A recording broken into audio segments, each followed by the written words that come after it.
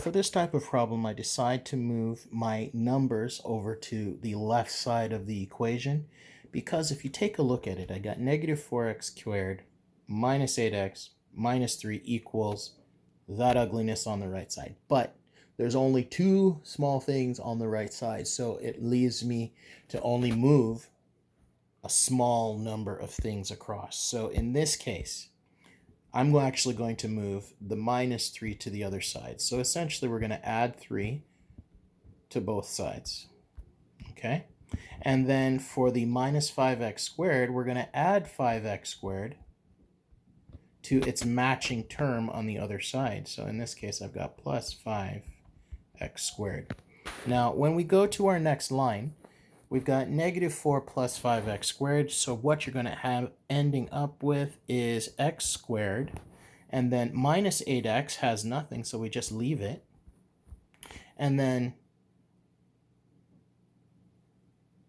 plus 3 and minus 3 gives us 0. Is equal to 0. So now that I've got that, it's all about finding the x values that multiply to 0 but then add to negative 8. So we're multiplying to 0 but then adding to negative 8.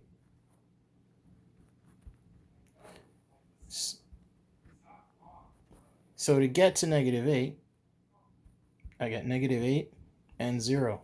Oh, we're done. There's our factoring. So 0 is x minus 8 and x minus 0. So here's how we find our solutions. So our solutions are either x minus 8 equals 0, which means x is equal to 8, or x minus 0 equals 0, so x equals 0. So there's two possibilities here, and we're done. That's how we do it, okay? Follow the same pattern over and over again for those 4 questions. When you get to the 4th question, it requires one extra step that you will see in the video that is attached.